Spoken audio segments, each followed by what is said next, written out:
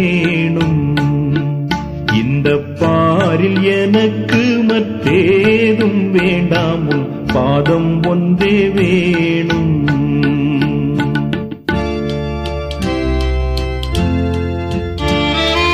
நாதனே துங்கமை வேதனே பொங்குனர், நாதனே துங்கமை வேதனே பொங்குனர், காதலுடன் தூய தூதர் தோழும் செய்ய பாதம் ஒன்றே வேணும். இந்த பாரில் எனக்கு மற்றேதும் வேண்டாம், பாதம் ஒன்றே வேணும்.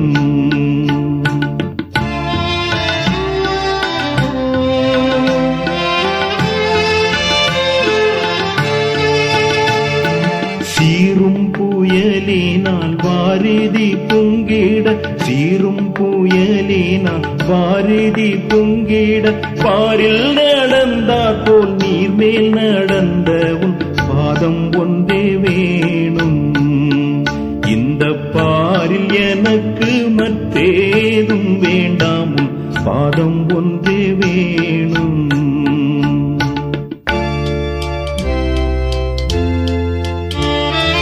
நானிலத்தோர் உயர் வானிலை தேரவர், நானிலத்தோர் உயர் வானிலை தேரவர், ஆணி தூளை தீடத்தானே கொடுத்தவும் பாதம் ஒன்றே வேணும்.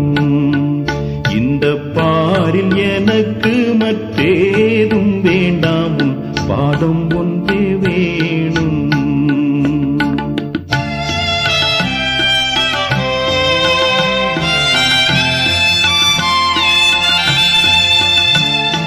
பாதம் அடைந்தவர் காதரவாய்ப்பீர, பாதம் அடைந்தவர் காதரவாய்ப்பீர, சாதம் அருள் இயேசு நாதனே என்றும் பாதம் ஒன்றே வேணும்.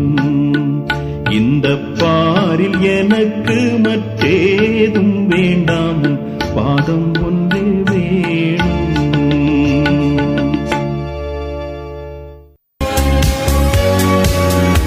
வணக்கம். இந்த நாளில் சின்ன சின்ன வெளிச்சங்களில் இன்னொரு புதிய சிந்தனையை தெரிந்து கொள்வோம்.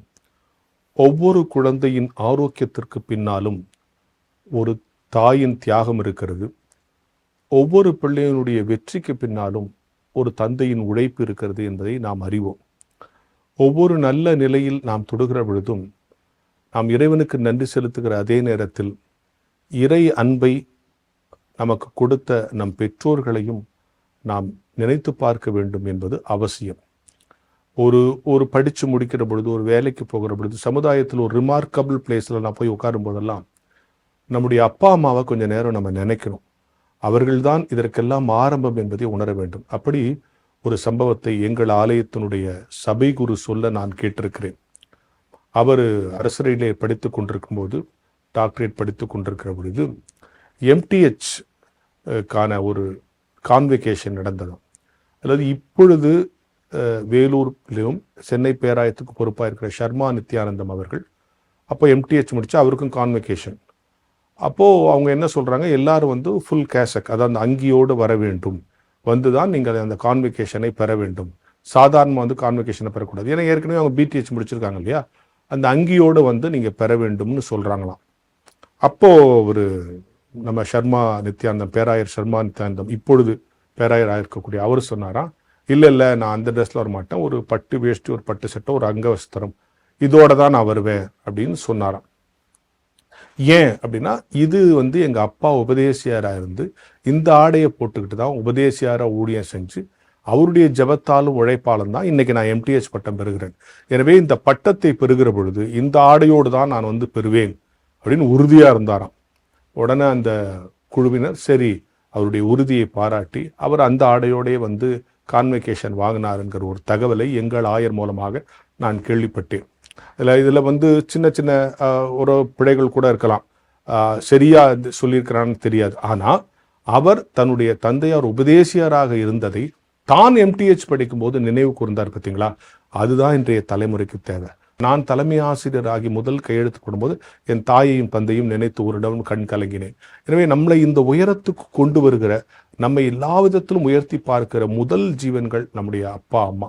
அவர்களுக்கு உரிய மரியாதை கொடுக்க. எங்க அப்பா எங்க அம்மா எனக்கு முதல் வாங்கி கொடுத்த வாட்சை அது பழசாயிட்டாலும் ரிப்பேர் ஆயிட்டாலும் இன்னும் வச்சிருக்கிறேன். ஏன்னா அவைகள் எல்லாம் ஒரு ஆசீர்வாதங்கிற ஒரு சென்டிமெண்ட் தான் வச்சுங்களேன். நான் இது இப்படிதான் இருக்கணும்னு நான் சொல்ல விரும்பல. உங்கள் பெற்றோரை நினைவு கூறுங்கள். உங்களுடைய ஒவ்வொரு உயர்விலும் உங்கள் பெற்றோரை நினைவுக்கு. அவங்க அன்னைக்கு ஒரு அடி எடுத்து வச்சு உங்களை கூட்டிட்டு வரலன்னா இத்தனை உயரங்களுக்கு நாம் வந்திருக்க முடியாது. எனவே பட்டமளிப்பு விழாவில் என் பெற்றோரின் ஆடையை போட்டு கொண்டு வந்துதான் நான் அந்த பட்டத்தை பெற்றுக்கொள்வேன் என்கின்ற பிடிவாதத்திற்கு பின்னால் பெற்றோரை அவர் இன்னும் நினைக்கிறார் என்கிற அழகான ஒரு குணம் இருக்கிறது. அது கற்றுக்கொள்ளப்பட வேண்டிய குணம் என்கின்ற சிந்தனையோடு இந்த நாளை தொடங்குவோம். அன்பான வான்மலர் நண்பர்கள் அனைவருக்கும் என்னுடைய இனிதான வணக்கத்தை தெரிவித்துக் கொள்கின்றேன். இந்த நாளிலும் நம்முடைய தியானத்திற்கு நாம் செல்லும் முன்பாக ஒரு நிமிடம் கண்களை மூடி ஆண்டவரை நோக்கி ஜெபம் செய்வோம்.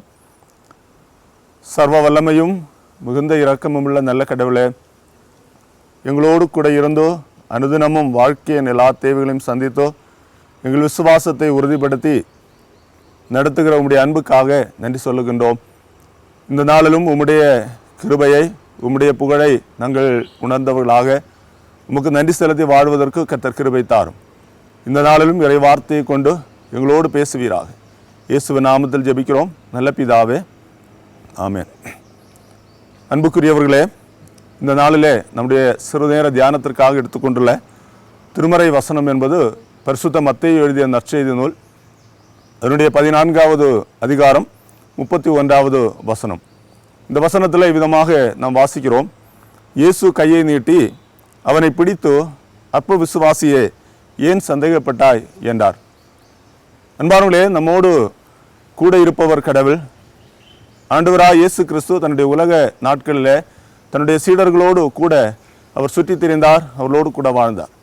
அந்த நேரத்தில் ஆண்டவர் அவரை பேதுருவை பார்த்து கேட்கிறார், அற்ப விசுவாசியே, ஏன் சந்தேகப்பட்டாய் என்று கேட்கிறார். சந்தேகம் என்பது ஒரு மனிதனுடைய வாழ்க்கையில வருகின்ற ஒன்று ஆகும். நாம் சந்தேகப்பட வேண்டும். எல்லா காரியத்தையும் கண்மூடித்தனமாக நாம் ஏற்றுக்கொள்ள முடியாது. இந்த உலகத்தில் அநேக பொய்யான காரியங்களும் நம்மை ஏமாற்றுகின்ற காரியங்களும் இந்த உலகத்தில் இருக்கின்றன. ஆகவே எல்லாவற்றையும் கண்மூடித்தனமாக ஏற்றுக்கொண்டு அதை பின்பற்றி விட முடியாது. ஆனால் நம்முடைய கடவுளாக நம்மை அனுதினமும் நம்மோடு கூட இருந்தோ நம்மை வழிநடத்துகின்ற இந்த பரமபிதாவை அவரையே சந்தேகப்படுகின்ற ஒரு நிலைமைக்கு நாம் தள்ளிவிடப்படக்கூடாது. நம்முடைய வாழ்க்கையில அனுதினமும் நமக்கு நன்மைகளை தந்தோ தம்முடைய கிருபையினாலே நமக்கு நிறைவான அனுகிரகங்களையும் ஆசீர்வாதங்களையும் தந்து நடத்துகின்ற கடவுளுடைய அன்பையே சந்தேகப்படக்கூடிய அளவிற்கு நம்முடைய வாழ்வு அமைந்து விடக்கூடாது. நம்முடைய ஆண்டவராக இயேசு கிறிஸ்துவனுடைய உலக நாட்களில் நாம் பார்க்கிறோம், அநேகருடைய விசுவாசத்தை ஆண்டவர் பாராட்டுகிறார். தன்னை தேடி வந்து தன்னுடைய அந்த பாடையை தொட்ட, அந்த வஸ்திரத்தை தொட்ட அந்த பெண்மணியை பார்த்து ஆண்டவர் சொல்லுகிறார். அவருடைய விசுவாசத்தை ஆண்டவர் பாராட்டுகிறதை நாம் பார்க்கின்றோம். ஆகவே நம்முடைய வாழ்க்கையிலும் கூட ஆண்டவர் நம்முடைய விசுவாசத்தை நம்முடைய வாழ்க்கையிலிருந்து எதிர்பார்க்கிறார். ஆனால் சந்தேகத்தோடு விசுவாச குறைபாடோடு காணப்பட்ட நேரத்தில் நம்முடைய பிள்ளைகளை ஆண்டவர் கடிந்து கொள்ளுகிறவராகவும் இருக்கிறார். இயேசு கிறிஸ்துவனுடைய அன்பான ஒரு சீடன் தோமாவனுடைய வாழ்க்கையிலே நாம் பார்க்கின்றோம். இயேசு கிறிஸ்துவானவர் அவர் உயிர்த்தெழுந்தார். சீடர்கள் அவரிடத்திலே சொல்லுகிறார்கள், நம்முடைய ஆண்டவர் உயிர்த்தெழுந்தார் என்று சொல்லுகிறார்கள். ஆனால் தோமாவோ இந்த இடத்துல ஒரு சந்தேகத்தோடு அவர் நடந்து கொள்கிறார். அவர் சொல்லுகிறார், நான் அவரை பார்க்க வேண்டும், அவருடைய ஆணிகளினால் உண்டான காயத்தை நான் பார்க்க வேண்டும், ஆணிகளினால் உண்டான காயத்தில் என்னுடைய கைகளால் நான் தொட்டு பார்க்க வேண்டும், அவருடைய விழாவிலே உண்டான காயத்திலே என்னுடைய கையை நான் போட்டு பார்க்க வேண்டும் என்று சொல்லுகின்றார். ஆகவே அந்த இடத்துல அவருடைய இல்லாவிட்டால் நான் நம்ப மாட்டேன் என்கின்ற ஒரு அடம்பிடிக்கின்ற தன்மையை தோமாவினிடத்திலே நாம் பார்க்கிறோம். ஆனால் இயேசு கிறிஸ்துவானவர் அவரை சந்திக்கின்ற போது அவருடைய விசுவாசத்தை உறுதிப்படுத்தினது மட்டுமல்ல, அவரை பார்த்து சொல்கிறார், தோமாவே, நீ என்னை கண்டதினாலே நம்பினாய், என்னை காணாதிருந்தும் நம்புகிறவர்கள் பாக்கியவான்கள் என்று சொன்னார். அன்பானவர்களே, நம்முடைய வாழ்க்கையிலே கூட அநேக சமயங்களில் நம்முடைய சந்தேகத்தோடு நம்முடைய வாழ்விலே நடந்து கொள்ளுகின்றோம், விசுவாச குறைபாட்டோடு நாம் நடந்து கொள்ளுகின்றோம். இந்த வாசிக்க கேட்ட வசனத்தில் பேதுருவை பார்த்து ஆண்டவர் சொல்லுகிறார், அற்ப விசுவாசியே, ஏன் சந்தேகப்பட்டாய் என்று. ஏன் அப்படி கேட்கிறார்? நாம் அந்த பின்னணியத்தை பார்த்தோம் என்று சொன்னால், ஆண்டவராக இயேசு கிறிஸ்துவானவர் கடலிலே தத்தளித்து கொண்டிருந்த அந்த சீடர்களை பார்த்து அவருடைய அங்கலாய்ப்பை உணர்ந்து கொள்ளுகிறவராக காணப்படுகிறார். அவர்கள் நடுக்கடலிலே தத்தளித்து கொண்டிருக்கிறார்கள். மறுகரையிலே சென்று சேர முடியாத ஒரு நிலையிலே அவர்கள் இருக்கிறார்கள். அந்த தருணத்திலே தான் ஆண்டவர் அவருடைய ஒரு அங்கலாய்ப்பை கண்டு அந்த ஆபத்திலே அவர்களோடு கூட ஆண்டவர் அவர்களை தேடி வருகிறதை பார்க்கிறோம். கடலின் மேல் நடந்து வருகிறார். ஆனால் பாருங்கள், அந்த கடலின் மீது நடந்து வந்த ஆண்டவரை கூட தங்களுடைய ஆண்டவர், தங்களுடைய குருவானவர் அவர் வருகிறார், ஆகவே நம்முடைய ஆண்டவர் வருகிறார் என்பதை கூட அறியாத அளவிற்கு அவருடைய கண்கள் மறைக்கப்பட்டிருக்கின்றன. ஆகவே அந்த இடத்துல அவர்கள் அவரை பார்த்து ஏதோ ஒரு ஆவி வருகிறது என்று நினைக்கிறார்கள், பேய் வருகிறது என்று சொல்லி நினைக்கிறார்கள். ஆகவே அந்த இடத்திலும் கூட அன்பானவர்களே, நம்முடைய வாழ்க்கையில நாம் அங்கலாய்த்து கொண்டிருக்கிற போது, பல்விதமான துன்பங்களிலே நாம் அகப்பட்டிருக்கின்ற போது கடவுள் நம்மை தேடி வருகிறவராக இருக்கிறார். அந்த நேரத்திலையும் அவரை காணாதவராக, அவரை அறிந்து கொள்ள முடியாதவர்களாக நம்முடைய வாழ்க்கையில நாம் காணப்படுகின்றோம். அநேக சமயங்களில் துன்பத்திலே நாம் வாழ்ந்து கொண்டிருக்கின்றோம். ஆகவே கடவுள் இதை காணவில்லையா என்று சொல்லி நாம் அங்கலாய்த்து கொண்டிருக்கின்றோம். ஆண்டவர் நம்முடைய துன்பத்தை காணாதவர் அல்ல. ஆண்டவர் நம்மை காண்கிறவர், நம்முடைய தேவைகளை அறிகிறவர். நமக்கு இன்ன பிரச்சனை இருக்கிறது என்று சொல்லி ஆண்டவர் அதை முழுமையாகவே அறிந்திருக்கிறார். ஆகவேதான் தம்முடைய சீடர்களை தேடி வந்து அவர்களுடைய அருகாமையிலே வந்து அவர்களை தேற்றுகிறவராக, பலப்படுத்துகிறவராக ஆண்டவர் இருக்கிறார். பேதுரு ஆசைப்படுகிறார், ஆண்டவரே நானும் அந்த இடத்திலே நடக்க வேண்டும், கடலிலே நடக்க வேண்டும் என்று சொல்லி ஆசைப்படுகிறான். அப்படியாக ஆண்டவர் கட்டளையிட அவன் நடந்து செல்கின்றான். ஆனால் அந்த இடத்துல காற்று அதிகமான போதோ அவர் என்ன செய்கிறான்? ஆண்டவர் மீதுள்ள நம்பிக்கையை விட்டு அந்த சுற்றி இருக்கின்ற அந்த சூழ்நிலையை பார்க்கிறார். ஆகவே காற்று அதிகமாகிறது. இந்த நேரத்தில் என்ன நடக்குமோ, ஆண்டவர் அவரு கூட இருந்தாலும் அவனுடைய அந்த சுற்று முற்றும் அவன் பார்த்து அந்த இடத்துல விசுவாசத்தில் பலவீனப்பட்டு போகிறான். ஆகவேதான் அவன் அந்த இடத்துல அமிழ்ந்து போகின்றான். ஆண்டவர் உடனடியாக கையை கொடுத்து அவனை தூக்கி விடுகிறார். அப்போ விசுவாசியை ஏன் சந்தேகப்பட்டாய் என்று சொல்லுகின்றார். ஆகவே அந்த இடத்திலும் கூட ஆண்டவர் அவனை தேற்றுகிறவராக அவர் காணப்படுகின்றார். மறுபடியுமாக பேதுருவும் இயேசுமாக நடந்து அந்த படவின் மீது ஏறுகின்றார்கள்.